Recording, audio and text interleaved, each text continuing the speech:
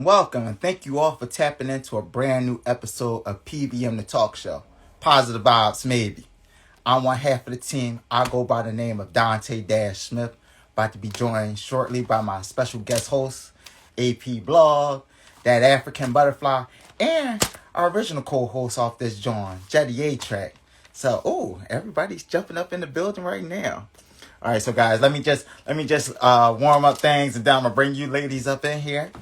Also give Jeide a little opportunity to log in as well. So, guys, thank you for tuning in. As I said, it's a beautiful Sunday evening. We're about to get into a lot of things. A lot of things have been happening within the world, pop culture, amongst the PVM family crew. So before I get too far ahead of myself, let me shout out what's going on with PVM. Guys, tap in with Jeide A-Track, co-host of the show, for all your artistic needs. My guy is painting rooms, he's painting pictures, he's creating works of art to be displayed with not only within your household, but to be cherished, and possibly passed down from generation to generation. The guy's fantastic with the hand. Make sure y'all log on to his page, see what he got working. It's a lot of beautiful artwork to dig into, to dive into, and he's open to creating projects for you as well. So definitely tap in with him. With me, tap in with Fly 'em Out Catering. We have $5 smoothies, fresh fruit smoothies. They're on sale. They're available for delivery as well, but that's a $5 delivery charge regardless of distance. Tap in with me with that. Change the way you eat, improve your day-to-day lifestyle, eating habits. Let's live happier, longer, healthier lives. Ooh, everybody tuning in. So that's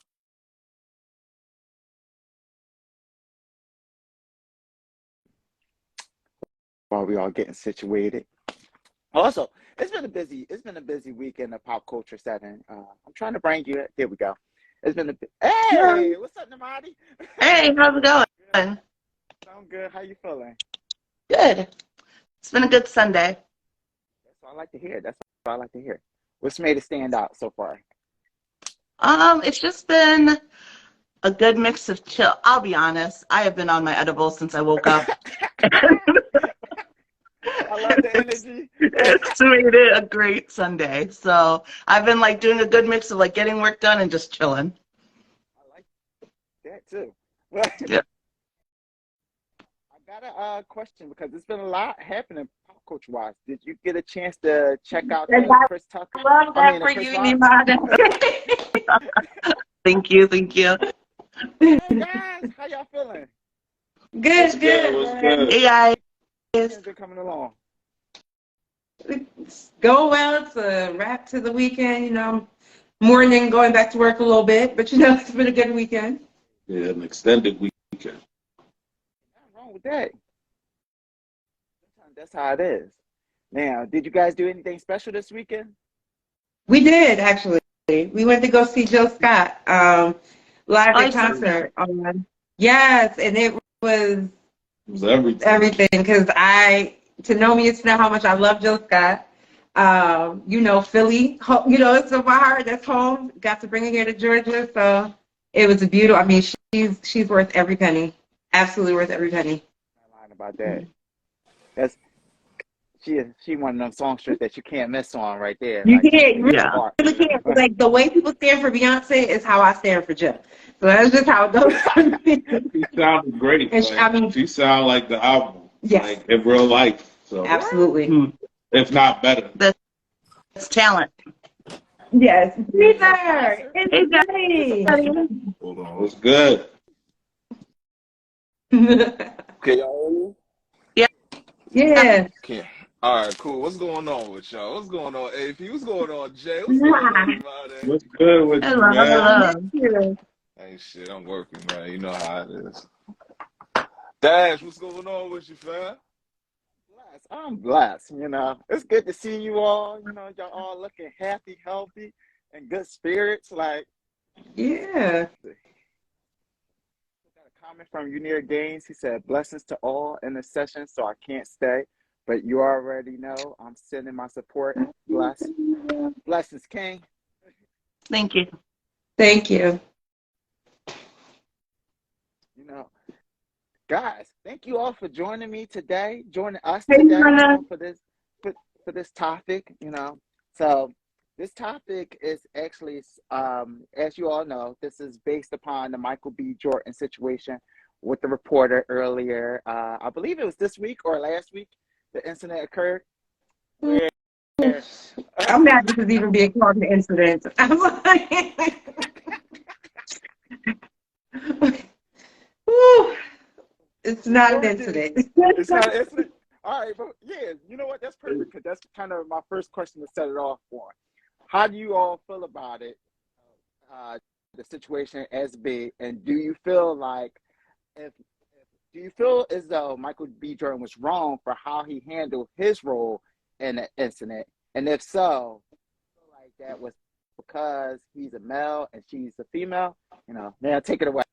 We can go counterclockwise with your answers. I'll go first. Okay. So as far as the moment of it, I think that everyone kind of dreams of having that moment with that person. I know I do in my little vengeful heart dream of when someone asks me for help and I can be like, F you, you know what I mean? Not to everybody, but that person who screwed you over, I'm not going to go out of my way to get revenge, but if you come to me, I can't wait to deny you. So I feel like that was his moment for him. It probably really hurt his feelings. He was young when it happened, and it was back in the day when you cared about people calling you corny. Sadly, there are adults to this day who still care so much about it. But especially when you're younger, you care about people not thinking you were cool. So for him to have probably had his feelings hurt, which more power to him for still going after what he wanted at that age and not giving into the peer pressure. So for him to be able to have that moment, and I thought he handled it fine because he got his point across while staying respectful. So cheers to him, I say. Okay. Jeide, how you feel about it? Instagram kicked me off because they knew what time it was. This is not an incident. I agree with you, sis. This is not an incident. This is not an incident. It is not that. Yeah. Look, let me put it like this. I'll put it like this. Real talk. Niggas is corny every day, B. Ooh, here we go. Look. It's like, look, I salute him. I salute him to the fact that, he could have been on some extra petty shit. You know what I'm saying? He could have been on some super extra petty shit. And, whether he's entitled to it or not, that's his prerogative. That shit don't do much to anybody except for allow a template and allow just a precedence for people to follow if they so choose about how they would wish to interact and engage with people who played them once upon a time. But, shit, somebody played him when he was young, called him corny, came back around, he's at a different level, a different trajectory in life, and, it's like, no, we're not going to glaze over that. You're going to acknowledge the fact that you called me corny or whatnot. That's just life. You ask me, it's just like, I don't think it has nothing to do with male versus female or what the difference is. It's going to be this or this and that. Like, that shit is just way too deep for the instance that just calls for what kids do when they're young. And because kids are as brilliant as they are, society indoctrinates They them to raggedy. be dumb as shit. You know what I'm saying? And that's not even on kids. That's on us. That's on the way that we raise kids, not as parents, but as a society, as educational facilitators, as, as authoritative figures. You know what I'm saying? We teach kids that these certain type of rules are rules that we need to abide by when humanity is something that we slowly ebb them away from. And then when that becomes the case, kids look and they're able to make fun of people that have Down syndrome, and they praise the football player. You know what I'm saying? The likelihood of the situation is the person with Down syndrome might just have a certain type of focus or might just have resources around that person that allow that person to go and become successful in a financial way, where this person that's, been praised all his life, even up towards to high school, becomes the drunk or whatnot because he's so used to this instant gratification that there's nothing else that he has sucky ass grades, done no shit outside of football. So if this motherfucker breaks his legs, it's over. You know what I'm saying? Like, So it's like, to me, it's just like, all right, cool. Respect for what you did, homie. Real shit. You ask me personally, I think he did a little too much. He should be at a mindset where he understands that his station will allow anybody that interacts with him to get their 15 minutes of shine. So, you know what I mean? He could have just completely ignored her throughout and not even acknowledged it. And it would have been on her conscience to figure out why he didn't acknowledge that situation at all when she even mentioned it. Or when anybody, like, you know what I'm saying? Instead of giving it so much energy, he could have just been like, yeah, Creed 3 coming out tomorrow. You know what I'm saying? Come see it. Boom. You know what I mean? That shit will fuck with her. That definitely would. That definitely would. How about you guys? Well, first of all, I I think the incident is being blown way out of proportion. To start with, it wasn't like he was like, my bully, absolutely not. He made a little tongue-in-cheek comment like, oh, did you used to call me Corny? Her response was, no. And after I heard her story, it made me feel like he was really corny. But here's the thing. Like, if she called you corny in 7th grade, that's her opinion of you, right? What the heck is what we talking about right now? Because she didn't say, oh, look, that's my homie. We go way back. We was besties. What she said was we go way back to Chad Science. How dope to see you here now or whatever. But him being like, oh, you want to call me corny? Because in my mind, I would have just been like, yes, because you were. And just because you're successful and you're famous and on TV does not mean you're any less corny. That just means you're rich. Corny. And actually, I know that's going to be the next part. Corny is subjective. All we have is speculation. I don't know that he ever responded to why people called him corny. All I saw were all these think pieces from people who don't know them, who were like, yeah, she probably called me corny because did nobody ask her when she said, I didn't call him corny, but that's just like they was joshing them. They made fun of me for these things. We were being 12-year-old kids. I'm like, corny is subjective, right? People can meet you and just decide that your vibe is corny. It don't have to be any particular reason. They might not like your style of dress. They might not like how you talk. They might not like how how you smile. Whatever the case may be. Why is it relevant? Because even if you are this famous rich actor now and you're on this red carpet, it does not change the fact that I called you. That even if I did call you corny, what is your point? Because now we haven't made one yet. At this point, there was no point in saying that besides this is a vengeful moment. I guess it was vengeance. I don't know, because it didn't feel like that to me. But it's like, what did you accomplish? Like, because now all we have, like I said, is all these think pieces from people who were not there. And to me, it's irresponsible because what she's sharing, she's getting death threats, people being people and crazy on the internet. Well, over these, because they love Michael B. Jordan, a nigga who probably would not pay you no mind if he saw you in the street. Somebody who has no interest in your life. The way people stand for these people will always escape me. But it's like, you have this huge platform. You got crazy fans. At a minimum, clear the air and just be like, this is what I meant by me saying that. But the fact that he hasn't done that definitely makes me think he's corny.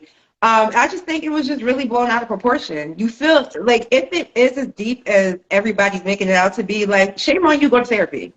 But it's the people. I do want to add though, really. Oh no, go ahead, Jay. It's to me, from what I saw, and I had to really research this because I heard about it secondhand before any of this was supposed to happen. And when I finally saw that interaction, I was like, yo, this is what people was having whole half-hour discussions about, and not to I like where you going with it, but some of the other stuff I seen, yo, this is crazy. I call niggas corny all day, every day, 24/7, all the time. And some of the flyest people in the world, I call them corny for doing corny stuff. I don't care if he's the sexiest man in people, he can still be corny, yo. And the stuff that they said he was doing at school. If you would have went to school with me, we would have been calling you corny too. Well, I think it really was, though, and what I said to her is, yo, I don't think niggas really like when girls call them corny. I think it hurt a little bit more when the women do it. It's like it put some sauce on it. Because, yo, if I was yo, no, no disrespect to your hoodie, man, but I was like, yo, Dash hoodie was corny as hell. Dash, get out of here with that corny hoodie. Like, y'all live in Philly. How many times you seen the young boy be like, oh, hey, get out of here with them nut jeans. I'm not having jeans on right now. Like, you know what I mean? People get caught out for that type of stuff all the time, man. Like, it's not that serious. You take it and they roll off your back, but when the girls do it, it's like, it's the ego. It's a deeper blow. I do think, though, also that in the context of how it happened, like, because of how they used to call him corny from what I read, because, like, he brought his headshots and his stuff to school, like, stuff that was within his craft of what he's doing, and those very same things are part of what led to him being successful. Like, people always like seeing the end result of things, but not, like, the stuff you have to take to do to get there, the corny steps that you have to take to get there. So I do feel like when someone is now praising you for the very thing that they mocked you for, like, there is a part of you that even more wants to say something, whereas if it was something else, you may let it go. But when it's like, this is the same shit you used to call me corny for, and now we're on the red carpet for it, like, I'm going to take a moment. But yeah, it wasn't anything huge. It wasn't anything big. Everyone's made it bigger than it is, but that's just because it's us here talking. It opens up a window to have a conversation about things like, how do you deal with someone coming back later? And also, what is corny? Because we're using that word, like, I consider myself corny, but in, like, the most delightful way. But it took me a while to accept that, because everyone innately wants to be cool, right? Whatever cool is. But then you get older and realize that, you guys were saying earlier, it's all subjective. Some stuff that people think is so cool, I think is the corniest shit. And some stuff that I think is so cool, other people think is corny. And when you become an adult, you learn that corny is literally subjective. And even then, like Jay said, it's not that bad. It's not that big of a deal to be called corny. But it does make for good conversation. On the aspect, Namadi, because it depends on how often you heard this growing up. And to me, I was corny my entire life. But yo, too, I was corny too. But like, I do know people, and I've even been a victim of this, like, where bullying was like too much. Like, where when you got the opportunity to one up your bully, you took that opportunity. And as somebody that would have relished that opportunity, because, like, I'm with y'all. I agree with everything you guys have said. But with that, I don't think he really did too much. I think the situation was more blown up. The fact that he's a man, she's a woman.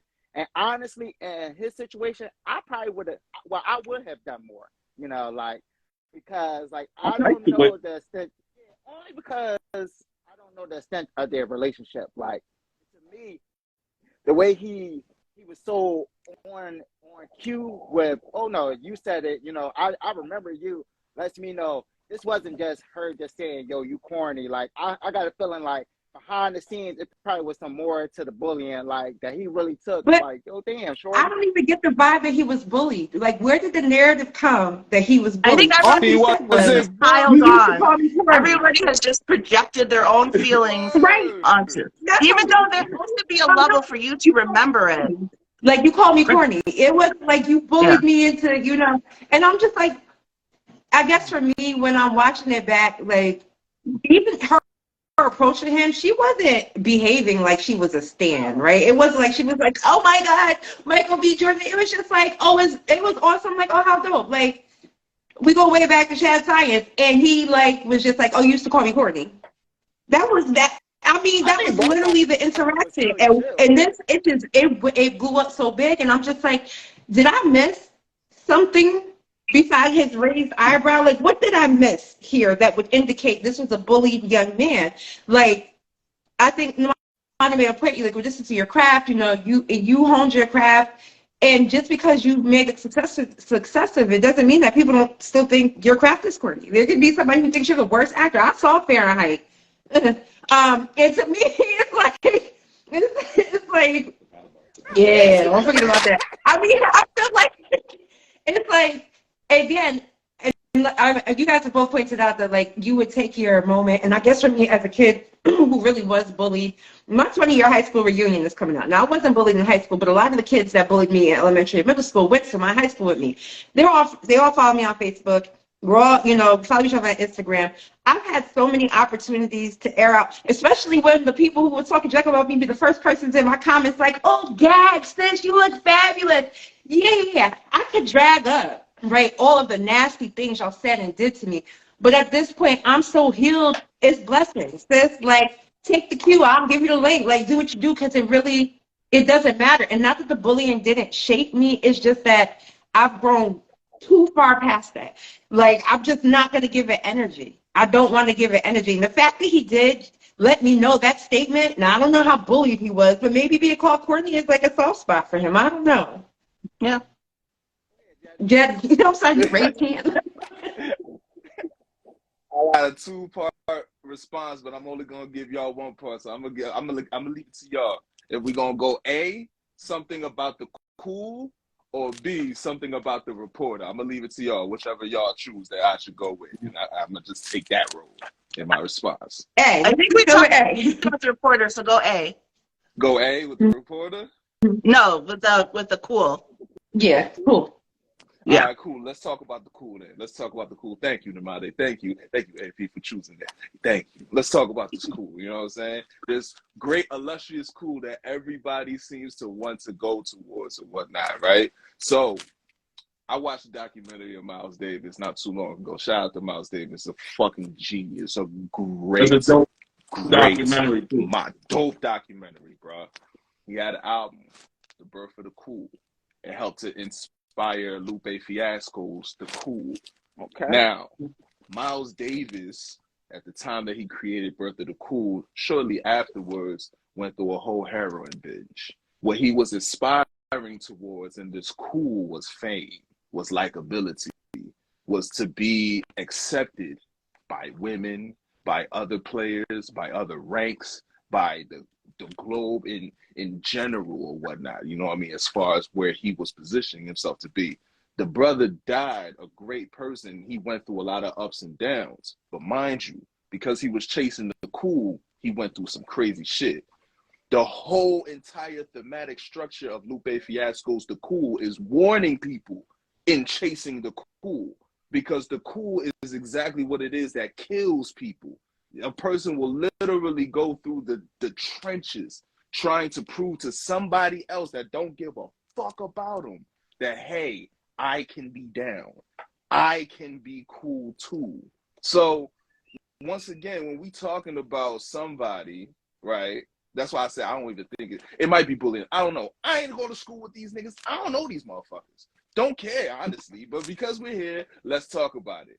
If somebody made fun of me because I drew a lot, you know what I'm saying? And like, I'm not tooting my own horn or whatnot, but I just sold a painting for $500. You know what I'm saying? So if later on in life I'm selling things or whatnot, but somebody made fun of me for drawing, the last thing I'm gonna do when I see that person is go, I don't care about that, bro. I might pitch something to you. Hey, your shirt look cool. Look cooler with my design on it. Ching, you know what I'm saying? Like, that's what my head would be. You know what I mean? But you know, he went to school prepared. That's more than a lot of people can say about themselves going to school at that age. Half of us weren't even prepared for our homework assignments. This young nigga was prepared for life. He went to school with headshots. And you tell me that you're tripping after all this time over you being prepared for life. And one more thing. I'm sorry, Namade. One more thing. I would just like to say that this isn't just me. You know what I mean? And this is also God talking and being inspirational through my spirit as well as I respond. But this is also Auntie's Apothecary to you. Get yours now on auntie.apothecary.com. I love that. But that's it. That's all I want to say. I was gonna say that I think it depends, because for me, honestly, for the most part, I would just let it go. I love hitting people with a Mariah Carey, like, who? Who are they? Because nothing bothers people more than you forgetting them, you not remembering them, them not giving, like, them not even mattering in your universe. Nothing will make them more upset than that. So when I can, that is what I would prefer to give. But I'm not going to lie. I have some people where if they come, like, it will, I can't even, like, joy it fills me just thinking of telling them no. And is it petty? Yes. Should I not have this list? Sure. But do I? Yes, because I am human. And it's not even like any of them are anything major.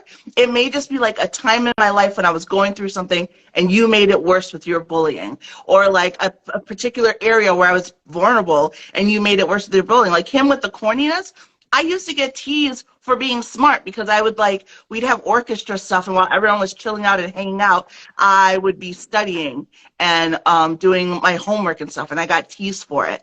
And so that sometimes is a sensitive area for me. Or once someone called me fickle, which really pissed me off because I am the opposite of fickle with that group, and I have let it go, obviously. But that bitch, it's still because of the time, not because it's anything major. The word fickle. I don't know. Can I say, I don't think he should be villainized for what he did. No. What he did, He's still corny. that didn't, that wasn't even a corny interaction with a woman as a man by him. I liked the way he handled it. Did he have to say that? No, he could have stunted on her a million different ways, right? Yeah. But that was super subtle. He didn't overindulge in it. He was oh yeah, I was the corny kid, right? And it was basically this lighthearted. But yeah, it was everyone else and then he went back to the interview. Yeah, he was now you interviewing me, the corny kid from Chad. And now you interviewing me, and ask your next question. Go ahead. Let's move on. But I'm just acknowledging that I was the kid you was fronting on, and now I'm that dude. See, carry on. What I will say. But you know what though? I think that interestingly, I would have just been yeah. And now, but she ain't say that though, so I respect her for clarifying that too. I don't think either one of them. I think the moment hit a lot of people. That's why it's blown up. I think it hit a lot of people because it wasn't that big of a deal. It wasn't that major of a moment. Like you guys said, it was quick. But I think because even if everyone doesn't want to admit it, I will admit it. I think we all have those people that were man, if our paths cross, even if you wouldn't actually do anything now because you don't care. But at some point in your life, you had that person where you're ugh. And so I think that it triggered that, and everybody seeing that moment was oh man, I can't wait for that moment. I used to want to have that moment with so and so, and that's why it's blown up. I know. I think because I'm not a Michael B. Jordan fan. I won't lie. I think he's corny for many reasons, but mostly because it's just not my thoughts. And that's not what I'm into. And I know everybody's oh, Michael B. Jordan's sexy, and I'm just is Michael B. Jordan cool? So I guess for me, hearing it, I was tickled because in my head, the first thing I'm yeah, I can see him being corny. It wasn't even trying to be funny. In my head, subjectively, just my view of what's it was just I think he's a cornball. It's cool, but that's not a bad thing. They call Russell Wilson corny, right? But he's a good father. He's an excellent husband. His wife is in love with him. He's got money. You know what I mean? Who cares? We call him corny until we black people in the face. That is a man who is content and happy in life, and that to me is bigger than what anybody calls you. like I said, I think getting called corny growing up for so many different reasons. Some of it's in the mind, being smart, doing my work, yada. The way I spoke, I didn't talk black enough, blah blah blah. I got all of it. You know what I mean? Very young, being poor, you name it, I got it. And I think because I got called corny so much, I learned earlier kind of how to embrace those things, because by the time I was getting in high school, it was oh, the kids who made fun of me, now you want me to write your papers. Now I got a little hustle. Now I got, now it's a little bit different. I learned really early how to embrace those things that people call corny. And I think it also taught me a lesson, again, that my perception of me is not going to be somebody else's perception of me. There's somebody out there who thinks everything I do is dope. And in the same breath, there's somebody out here who's just I can't stand AP. She irks my soul. And that's cool. Because, people are people. People, as much as you didn't like the word fickle, people can be fickle, right? Because, you got people who, one minute they love you and the next breath they don't. I think corny very much had to do with how you grow up. During the time period you grew up, those insults are bad. But I'm just thinking to myself, when I hear how these kids talk now, corny is lightweight. These kids are talking to each other down. There's different terms for it now, but do you think that in 2023, why are we still considering this certain type of person corny, right? Well, Even what if we do y'all say all consider corny? corny is subjective, we all also know what we think of when you hear corny. Like there's a part of it that's very objective. We all think corny. When you say Russell Williams was called corny, we all know what you mean. So like, why do we still consider that corny? Oh, I don't think Russell Williams is corny. Because Wilson, in excuse my me. I don't think opinion, he's corny. Russell I just know that's is. what people call him. It's for me, if I call anybody corny, 9 times out of 10, especially if I don't really know you well, I'm just going based off of your swag. Like, I may not vibe with your swag. Like, in my opinion, I think it's corny. That's it. Like, now, if you're a person I personally know and you have a history of just doing corny stuff. Now, if I really want to give it a better definition, like if I see you mistreating people, being rude, being disrespectful, going to people's comments, just being negative just because, I think that's corny behavior. Like, I think that's corny. If I'm just saying a lighthearted corny and I'm just like, means I think your vibe just don't mesh with mine. That's it. Like, it's just a little corny to me. How about you, Jay? That's fucked up. Oh, what does corny mean to me? Is that the question? What does corny mean to me? Yes, Jeide. Thanks and all of y'all. Corny, what do you see? Corny is a projection. Corny is a projection. I feel like because corny can only ever affect you if you're already uncertain about something. Corny can only ever be a projection. Think about the people who call Russell Wilson corny. They only call him Yeah. corny because of how he would act as opposed to how they would act if they were in Russell Wilson's position. People call Michael B. Jordan corny because they put themselves in his position and they would think, like, I would do this. I would do ABC. Because they haven't done ABC, that's corny. And beyond that, because they went all the way to the other end of the spectrum and went XYZ, that's corny. That's corny. Corny is a projection. It doesn't mean anything at the end of the day. I've been called corny. I've been called a lot of things. For example, now this is not as corny, but this is something along. So walk with me. There's a homie at the job. His name is Ken. Shout out to him. You know what I mean? The nigga came from jail. I don't know how long ago, but he did a dime in the jail. You know what I'm saying? So there's certain terminology that comes from being in jail that, you know, to the average person that is not really aware of it, it could fuck with you. So, you know what I mean? Just like how Philly got the young boys to say dickhead, for him, he would call niggas ugly. You'd be like, oh, you ugly as shit. You know what I'm saying? I say, I can't claim that. Period. I can't claim that, homie. Now, I could easily be the person that can take ugly and be like, damn. You know what I mean? I used to be, because I used to be self-conscious about, you know what I'm saying, how I looked and how I felt about myself when I was younger. I could easily be triggered and be pulled back into that world and be like, damn, somebody else is calling me ugly.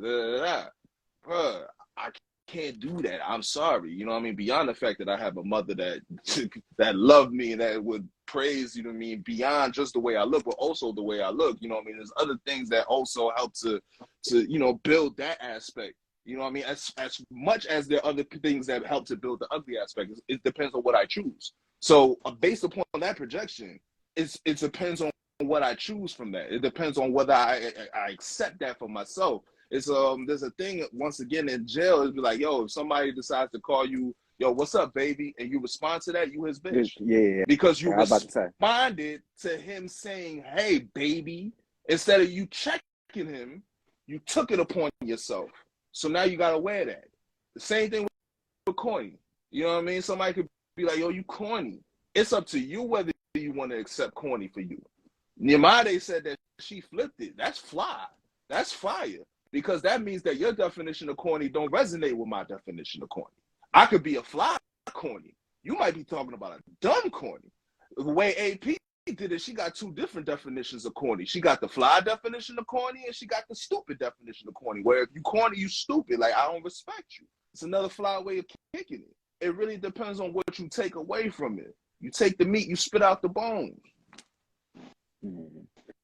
But that's a little hard to compartmentalize as a teenager, you know, especially like as you're walking your path and you feel like, all right, this is the path I'm supposed to walk. And while you're walking it, you got your peers and you saying, yo, you're corny for doing this. You're corny for walking around with the headshot. You're corny for that. And that could have sat with him where he was just like, you know what? I feel like I'm corny, you know, doing that. And the success don't really change that. You know, like the success changed how other people look at you. but it doesn't necessarily change how you feel about yourself inside unless you personally doing that work. And who's to say he personally did that work? Like Tough Michael, tit, sir. Tough tit. Nigga, if you're on a fucking red carpet for your movie that you're directing and acting in, and you still being triggered, I'm sorry. I'm sorry, y'all gonna hate me. Y'all gonna hate me. I'm sorry. But if that ain't God telling you, look what I did for you, and you still going, I don't know. Yeah, but I think that Dash makes a really good point, which is that you have to do the work to be able to accept that. Like that whole thing you said, Jeide, about like it being other people projecting.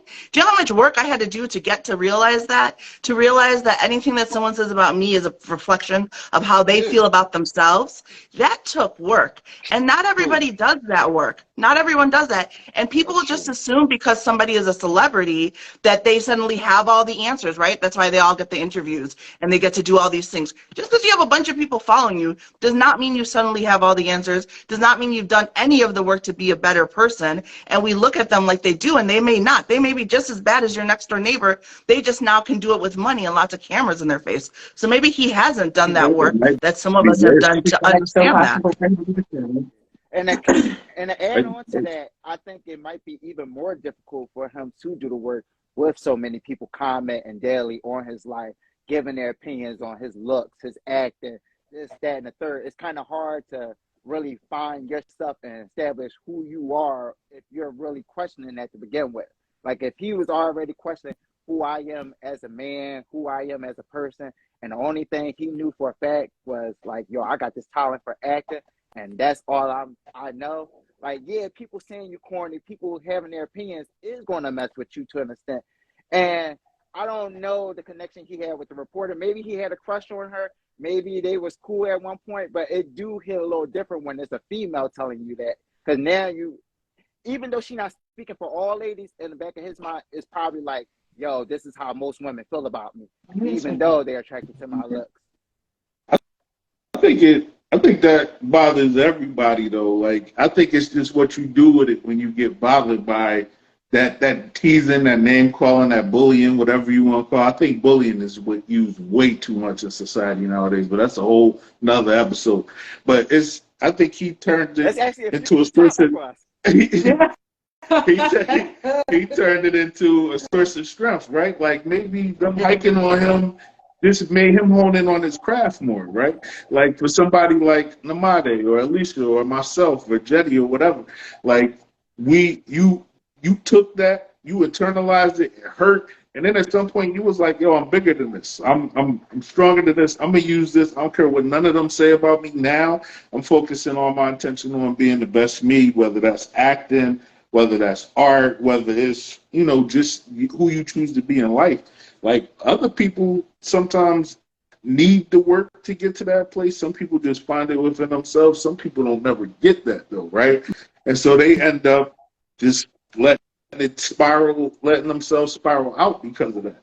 And those are people that we feel sorry for. But like I think in his case, it was fly because he did channel that corny. Yeah, I was a corny kid in school. Now I'm this actor dude. I'm on all these movies. So what if anybody cares about what I do now? Like somebody, I know millions of people love me now. You know what I mean? He took it to the next level. But go ahead.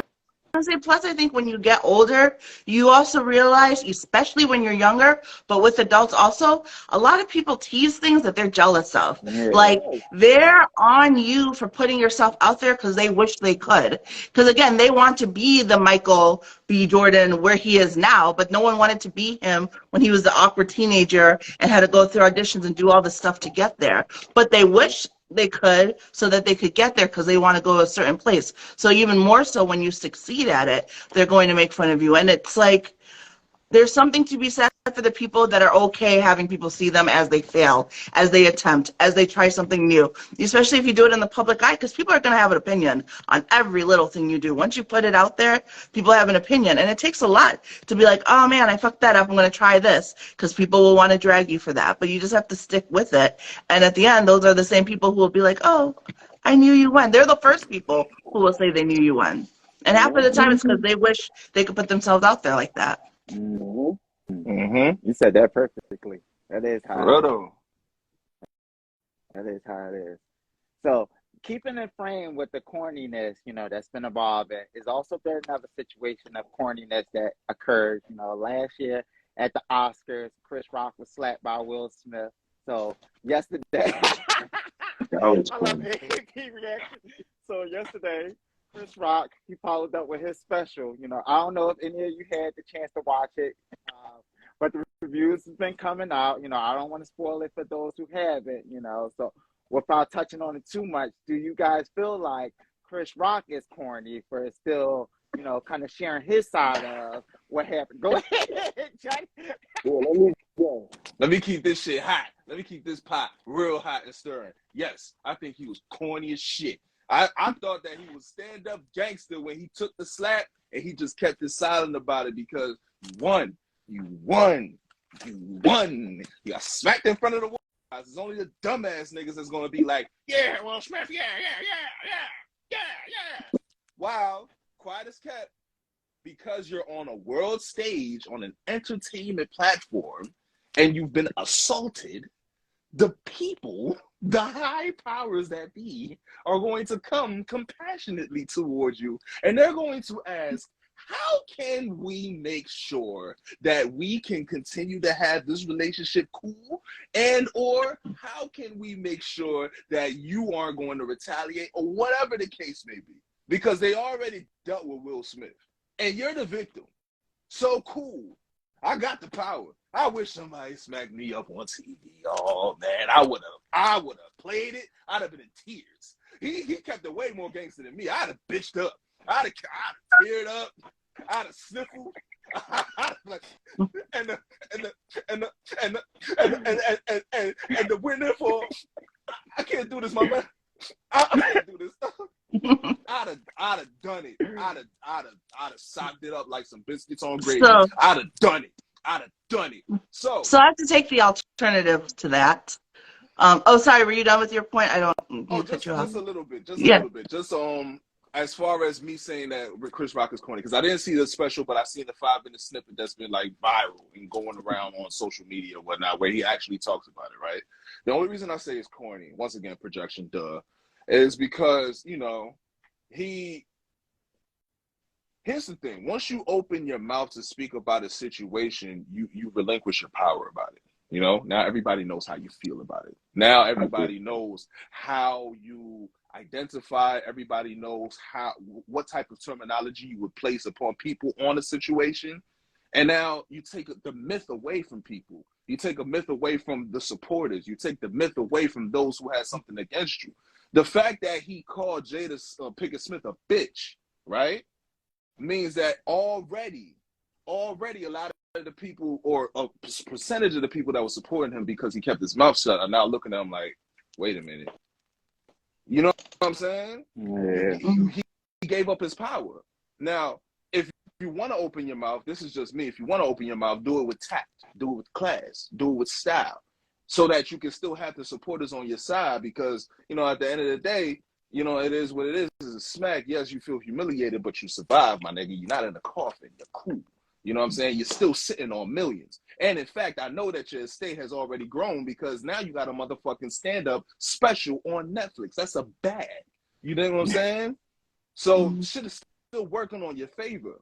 But once you allow that shit, even if it's within the construct of selective, what is it called? Selective outrage, I think it's called. That's the special selective outrage. So it works within the context of it, sure. But once again, we're living in really tumultuous times about placing certain, nomenclatures on women being a man.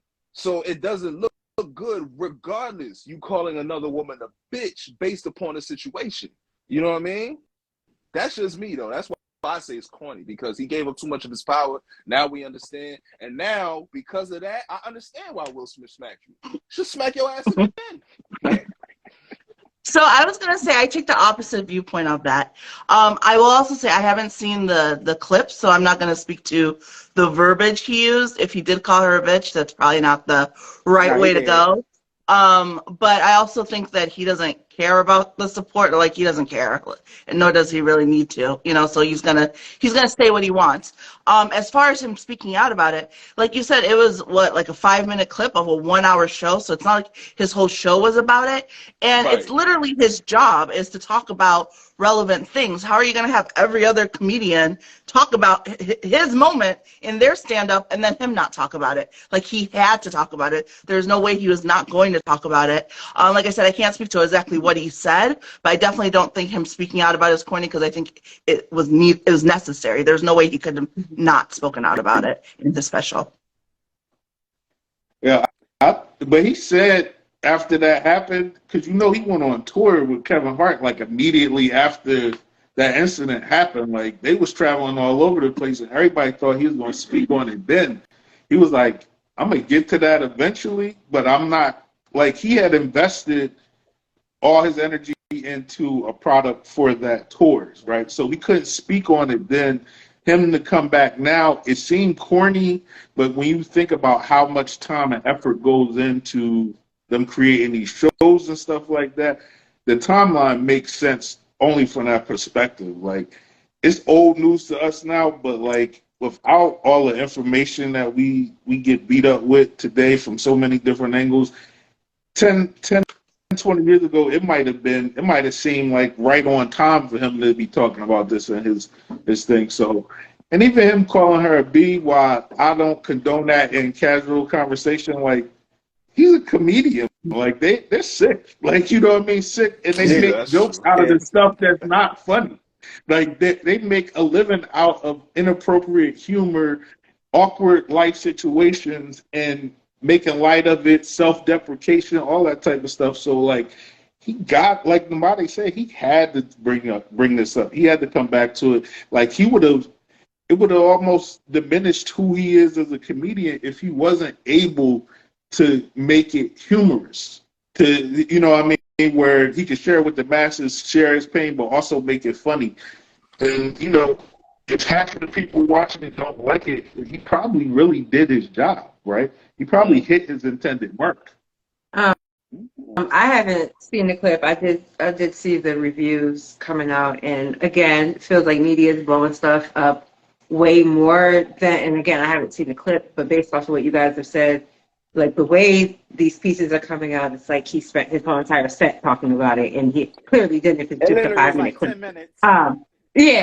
So to me, based on him talking about it, I don't think that's corny. Whether we respect the craft or not, being a comedian is an art, right, for a lot of people. And so in the same way as a writer, a poet, a rapper, a musician, we take from our real life experience to craft our art. It's what we do. We talk about our life. We talk about the experiences. And sometimes, bad experiences in our life, good or bad, get memorialized through our work. So I don't think it's absurd for him to use his craft to talk about something that happened in his life. Now, I'm not a fan of him calling Jeide out her name, although I have my own opinions about Jeide. We'll skip that. Me too. But so people being mad about how he is delivering in his art, it's like he's allowed his feelings and he's expressing them, and he's not asking anybody to agree with them. So again, whether we think he's corny or not, it's irrelevant. I'm sure there's a bunch of people who think he's corny. It's a bunch of people who think he's not. You know what I mean? I don't think in this situation he's just like, I don't. In the same way, Michael B. Jordan, he had the right, if he, to speak to his experience. That's your right as an artist. It's your right. So to me, he's doing his job. He's doing his craft, and he's handling it in the way he saw fit and the way he saw best. I think there's no right answer when you've been slapped in front of the nation, in front of billions by another man. And I know for men, as a woman, my ego was hurt. So I know for men, it's like having your balls put in you having to maintain your professionalism, right? Because you are on such a wide stage, you have to worry about the bag. I'm sure the nigga in him was ready to go, but he couldn't. You know what I mean? So to me, call it as corny as you want, he held a lot of self-control in a moment where he could have went the opposite direction. If a year later this man wants to vent and talk about how he felt in that moment, let him. He earned that. Hold up. I just want to say this one thing. The only thing that would really make it corny to me is if he included it in his routine and made a joke about it, and the joke wasn't funny. Right. Like if he made a funny joke about it, that's not corny. Like he got to do that. It's almost therapeutic for him. But if you the reason why his joke about Jeide was corny at the joint was because it wasn't funny. Right. Like not only did he disrespect Boy White, but you made a bad joke. Like if it was actually funny, he might not have got slapped at the joint. You know what I'm saying? For real rap. He might not have got slapped. I think it's not fair to say Will has other things going on. So you're telling me that he got smacked because he told a bad joke? That's what you're saying. He got smacked. Think about it. If it was funny, Will would have had to laugh. He'd have had to laugh. How many times have you died laughing at something and then went and slapped somebody for it immediately after? That never happened. So if he had a better joke, we probably wouldn't be having this conversation right now. He wouldn't have got slapped if he told a good joke. I mean, here's the thing. I felt like, and I know it's going to sound bad, and maybe my eyes deceive me, but I felt like Will laughed initially at that joke. And then Jeide gave that face, and it was like, oh, I got to correct this next. Call me crazy. I felt like Will laughed and saw Jeide wasn't laughing. And now that you said that, I actually think that did occur. That was that's the exception that make the rule. He laughed and then slapped somebody for something he laughed at. Like you laughed because you thought it was funny. Right. Your wife didn't think it was funny because she was being embarrassed in front of millions. But you that's so bad. He had to slap him. There was no way he was rectifying that with Jeide, and she did. Even with that MK Ultra mind control, and his face went from smile to like blank. Yeah. He looked like a sociopath in that moment. Like I'm about to go murk this man. Like here's the thing. I feel like we all can have, like I said, a million opinions about what's corny, what's not. But the reality, like Jeide said, is projection.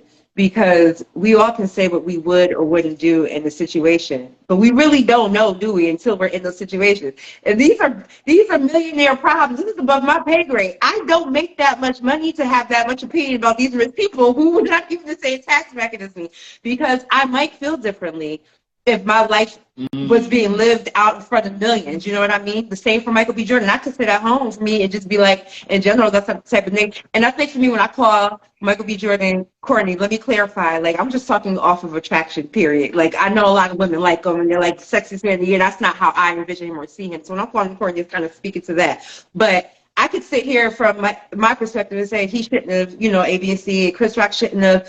But if I were in their shoes, right, would I or would I not? Would I feel like I should because of who I am now versus who I was then?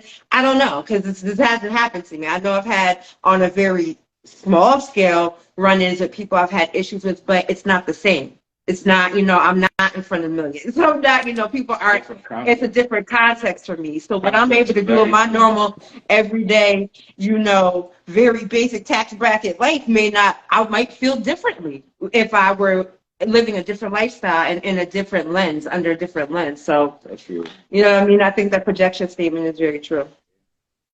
See, I'm feeling everything you guys said, and I guess I'm corny as fuck because I'm with Chris. I actually would have took that opportunity to really go in on the Smith family. Watching Chris when he initially got the slap, like everybody else, I knew the slap wasn't really about the joke. It was more so pertaining to what Will was dealing with Jeide.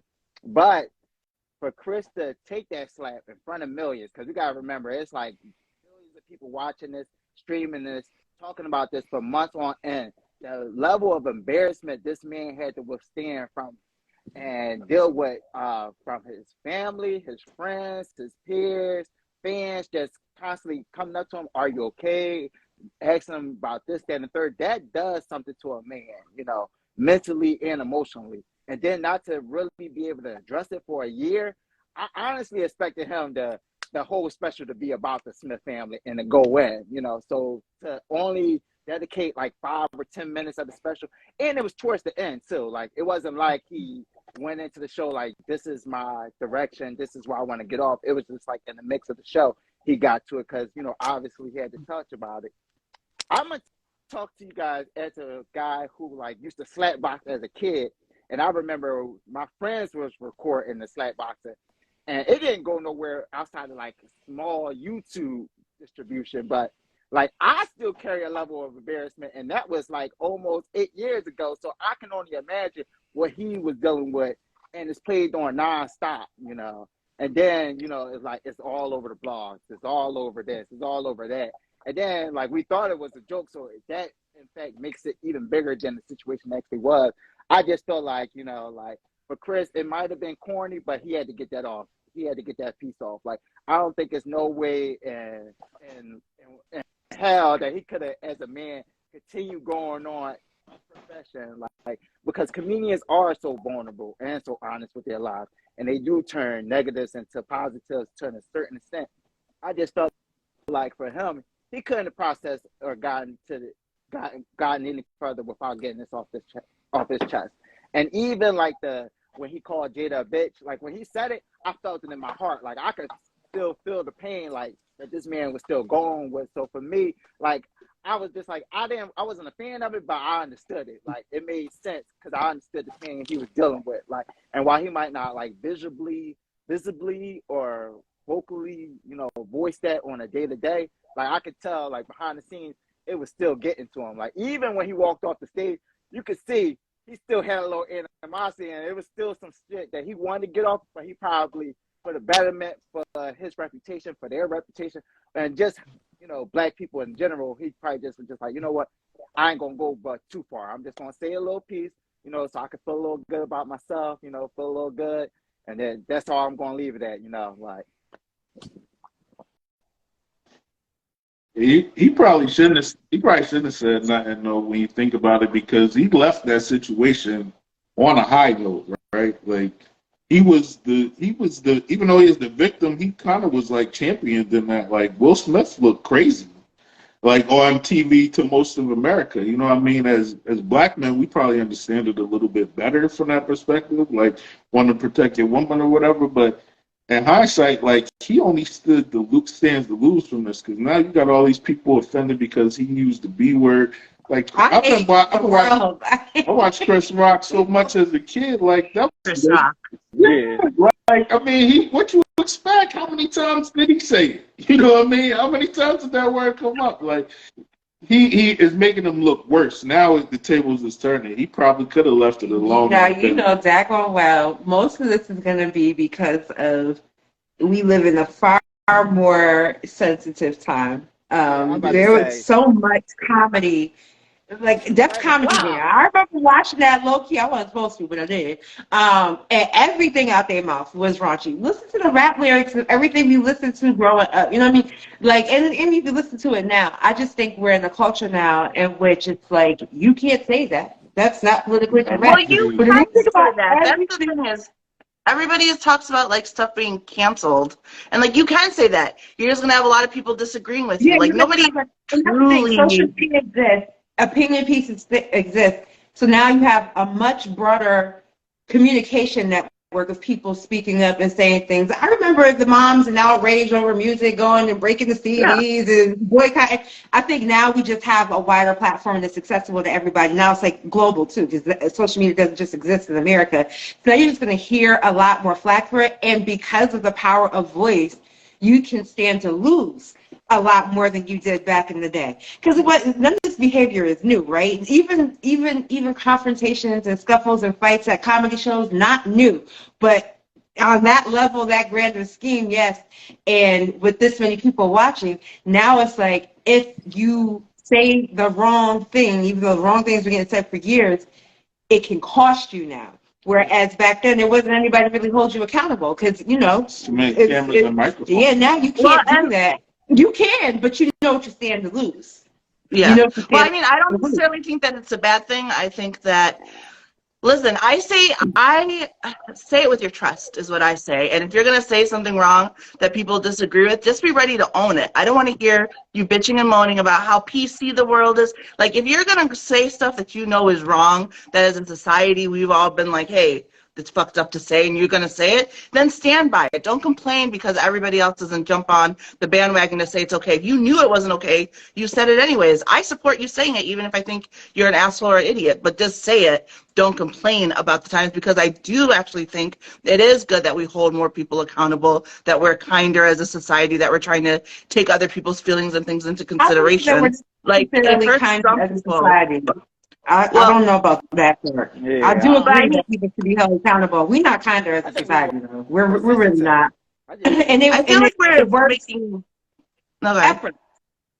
I think people are making efforts, but I think a lot of times now, not, you know, for me, I don't really care. I'm very much with a say it with your chest, and you got it, you know, because you should be accountable for anything you say or do, whether on a large platform or a small one. That should be your everyday life. I think it's more hurtful for people who stand to lose from it because they've been able to slide by for a long time without being held accountable. Me and Jared have had disagreements and things about, you know, is it too PC or is it? And in my opinion, I'm like, no, and you know, especially when it comes to the way we talk about people or even how women are dressed. So I feel like to see the underdog kind of get representation and can stand up and say, no, that's wrong, you can't talk to me like that. I like to see that. I think that's important. And I think that if you are choosing to be a jerk, you know, you gotta roll with punches. You gotta just get what you get and don't complain, like you said. But I do think because that culture has shifted and changed, it's going to definitely change. Just like he said, he went from being champions to now he called a woman the B word, and everybody's gonna fall. Never mind the fact that, no offense, women call each other bees all the time, right? Yeah. Men call women call men bees, women, you know, it goes back and forth because in your mind, you may honestly think that's what that person is. Now, the question is, there's a scripture that I love, all things lawful are not always advantageous. So it can be your right to say whatever you want to say. What, you know, you can't control how the world is going to respond. And so I think you made a good point when you said, I don't think he really cares. And I honestly think Chris Rock does not care. I think he's just like, I'm going to say it. Because here's the thing. Everybody was mad at Will Smith, right? Do they even care a year later? No. Well, part of the worst part about Chris Brown is that he brought this back up. I'm sick of talking about it. And now you're making us all talk about it again, which is annoying. But something I was saying earlier with the thing that, like, nobody gets canceled, it's because one thing you can say about social media is you will always find people to back you up. One group might be louder than the other, but no matter how, and that's something I carried with me, and it helped release the shackles of me giving a damn about what anybody thinks, because everything is so subjective, everything is so opinion-based. No matter something I think is evil and wrong, you will find a crowd that will support your right to do that. So if it's like that about big stuff, it's definitely like that about small stuff. So do yourself. So, like, even with the whole canceling, like, there's a group of people out there who are cheering that he called her a bitch and don't care. So with the slap, there were those of us who were like, well, let it go. It's not that big of a deal. Like, so you may have to face a little bit more people talking smack, but if you write out, it's why there are people like Chappelle who doesn't care what people say because he knows they'll cancel him, and then 2 minute later he'll have another special. Even the canceling of canceling is not a real thing anymore. Cancel culture is such a scam. Yeah. I see a lot of things come up often about cancel culture, and I think one of the things for me is like, how long is a person canceled? That's my question, because y'all go so hard, right? And it's like, yes, get him out of here, get him up out of here. How long? Is it like a temporary timeout? We give him 5 years on this bid. Is it 10 years? Is it 2 years? Because there are some people who I've seen be disgusting. There is a beauty influencer who is absolutely disgusting, has been a racist, has done so many awful things, has said so many awful things, has had grand deals, had partnerships canceled, come back, and he gets to resurface every 3 years as a reinvented woke person. And I'm like, he's been canceled so many times, I can't even count on both hands anymore. You just gotta and wait it's like, out. doesn't even matter. The world is upset because Chris Brown has a song with Chloe Bailey. When I tell you the cancel culture was coming from him, I'm like, but y'all, he's still selling out arenas. So somewhere, there are people supporting this man. He came back from that. And here's the thing. I'm going to like this, and I hate to use this example. I really hate to use this example. But let's be real here. Look at R. Kelly. A lot of us I been knew trying to it. cancel R. Kelly forever, and he still has such supporters despite being convicted. Convicted felon for his crimes. Convicted. Getting time stacked on his sentence every day. And there's still people out here who are like, I believe I can fly. And this is like, can you ever really cancel anybody? It's funny because there's people out there like we still can't play stuff in the name of love. Yeah, like when can we play it again? Like they waiting for the time to be up. Has it been long enough yet? Can we play this? Like how far can cancel culture go? I think after the immediate effects of being canceled, whatever your immediate, reprimand is, I think that's about as far as it really can go, because eventually, if you are a person that's resilient enough, you may not recover 100% back to who you were, and sometimes you may be, we don't know, but people are going to find the next thing. There'll be somebody else that's going to do something stupider than you. There's going to be somebody else that's going to get blown up in the media. So it's like, how relevant is cancel culture really? It's because you're going to get canceled, you're going to come. Resurrection culture exists too. So it's like, that's a bigger topic for another day too, because it covers so many things. Like, do you really want to get rid of cancel culture altogether? I hate it for the most part, but like, there's some people that really need to be done and done away with. Like, so you got to take the good with the bad. Is this one of them things where the bad outweighs the good? Yeah. I don't know. Yeah. I don't think Chris Rock will be canceled over. Guys, we're coming up on, we passed the hour mark, guys. But before we get up out of this show, I do have one more question for all of you that I want you to kind of answer as a way to exit the show for today. And that's, why are we as a community bothered by being labeled or called corny? And that could just be our intro up out What of here. community are you referring to? The Black community. Because we the ones who be labeling guys corny, when they ain't in the street stuff, You we labeling guys want the corny deep when they on their response? If you want the deep response, you want the simple one. Which one? I want the deep response, but like in a miniature form if possible, I really think it's generational. If we're honest, we look at the history of the Black Americans, the things that we've gone through in this country. I think a lot of how we built up the culture was to be smooth, to be cool, to be like it's a part of it's ingrained. Look at our artists getting money, dressing nicely. That's always because we weren't always allowed to do those things. So to be able to do those things and build yourself up, it feels real good. So it's like the ultimate insult when they call you corny, because you're like, what? All this fire, all this blackness. Like, I think culturally it hurts our feelings because you think about it. Other cultures want to be like Black people, what's the verb they use? Either it's besides thug or hood, they be like, I want to be cool, I want to be dope. Like, they think being Black is something you can put on. It's a dopeness, it's a coolness, and they know it. They want to be cool like the Black kid. So I think because that's kind of what we've been framed in this culture and this community, being called anything other hurts the ego. It's like, nah, like, how you coming for my coolness? You can't do that. And not just anything other, but anything less than. Yeah. We place so much value on being cool in the Black community. The coolest people are traditionally also the most respected, the most loved. So, like, when you're not cool and you're placed in that corny box, which is almost like the complete opposite of it, it's almost like a death sentence on some levels, you know what I mean?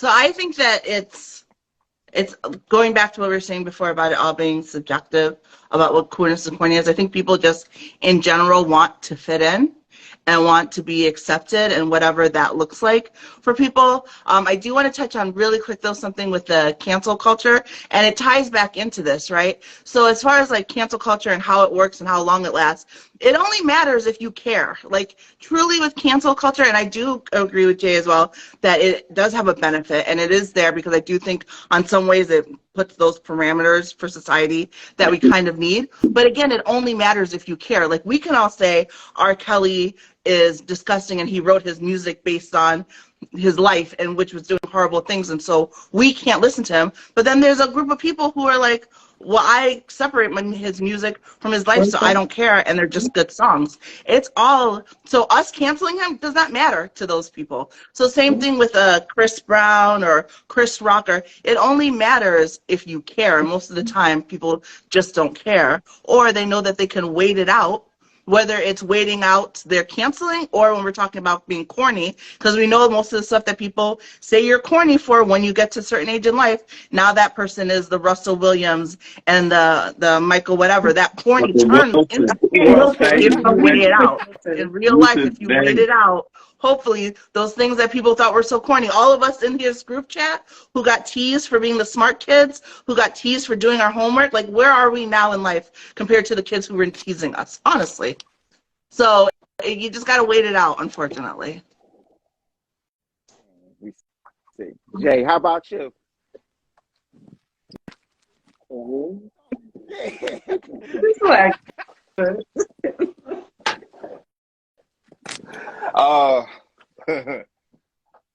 Controversy to close this out, man. Epigenetic trauma. That's what I think it is.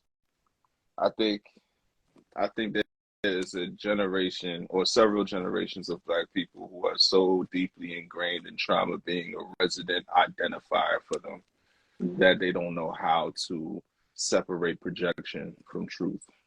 So when you call them corny, they take that and they look within themselves for things that they're already self-conscious about, and then they help to give it life. They water that seed of somebody else's projection, and then they hate themselves. And in hating themselves, now they have this negative energy towards this person, and they perpetuate hate that's already been perpetuated from what was projected to them in the first place. Because once again, it doesn't make sense if somebody is calling you something outside of your name if you know that you're not that.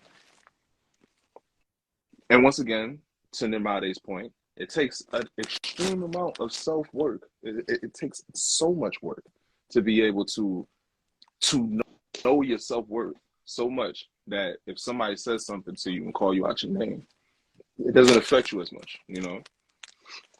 But, you know, there's a lot of Black people here, and once again, this is going to be controversial. There's a lot of Black people here who still eat the chitlins from Massa. Like, okay, yes, sir, Massa. Okay, cook these chitlins up real good, Massa. You don't even got to worry about it. I got you on a hog, but just give me the innards. I got it. You know what I'm saying? That's real. And I honestly don't want to, because I agree with everything you all have said, so I'm just going to give light to some of the comments as my final word. It's actually two comments that stood out to me the most that kind of summed up pretty much what you guys were saying. First one from Von Brown saying most people, they want to be included because exclusion means death. And from the legend of Karate Malt Liquor, it's basically telling someone they don't belong. And, you know, that's pretty much my general feeling. Like most people, they need that sense of feeling like they belong, and without being accepted, standing out. Being called corny is almost like rebelling and just saying, I'm cool with my individuality. And most individuals aren't comfortable enough to be cool with their individuality. You know, they don't really see the blessing of being unique in whatever aspect that may be in their life, whether that's academics, financial, you know, whether it's a quirk or a personality trait. You know, most people aren't really comfortable enough in their skin to just be like, you know what, this is me. But once you are, you know, like you kind of see your blessings and your tribe kind of follows you, and you know, you're able to do your thing. But guys, thank you for joining us today on PVM Talk Show. Can y'all let everybody know where they can find y'all, locate y'all, contact y'all, and anything y'all may have upcoming? As always, APY Blog and A_J podcast for our partner page, and apmblog.com, of course, for all the blog work, the right work. Yeah. And I'm That African Butterfly. You can find me on Instagram, YouTube. I talk about Bravo a lot because I love it. Because on the opposite side of that, I talk about civil rights stuff and mental health stuff and good, serious stuff, but also I enjoy silly Bravo talk. So come on over if you enjoy either of those. Jeide, how about you? I gotta stop doing this, man. You know what I mean? Well, I appreciate you. First of all, AP, Jay, Yamade, thank y'all for your time. Thank y'all for your transparency, for your candid honesty. And this conversation is always a pleasure having y'all join. You know what I mean? We thank y'all. We appreciate y'all. We love y'all. You know, Jeide check right now. The focus is easy. You know what I'm saying? Y'all can check me out on some of my my works, my paintings on the Jeide track page. All for you, I and I. My lady and I got some things coming, so stay tuned. AuntiesApothecary.com. Get yourself some fly ass herbal tea mixes. Get yourself some, you know, some things for your lady times of the month or whatnot, because she has some blends as well that helps with that as well. So, you know, get familiar with what's going on. That's all I have to say. Ooh, I like that. I like that. For me personally, I say guys fly over to Fly 'em Out Catering. You know, I have smoothies, $5 for sale. Got them, got nutritious, got some for your weight loss process, got something to help you in the weight gain process. You know, all delicious, all natural, organic fruit. So, you know, stop in, shop. Also got dinner specials going on. End of the month. You can also order yourself, like based off the items that's on the page now, you know, here and there throughout the week. Just kind of place your order. Give me 48 hours prior before, you know, set the date, and we're good to go. For all things PVM, make sure you guys subscribe to the YouTube page, the Patreon, the Twitter, and Instagram page if you aren't already. You know, new episodes every Sunday, 7 p.m. Eastern Standard Time. And thank you guys for tuning in. You know, we blessed to have y'all join in. Love the comments, love the feedback. I'm sorry that we didn't answer all y'all questions. You know, the conversation was flowing, as you guys could see. This will be up on YouTube later tonight. So for those who didn't catch it on Instagram, you're more than free to catch this viewing on YouTube. Like, follow, subscribe, and pass it to a friend. God. Bye. Thank y'all. Peace.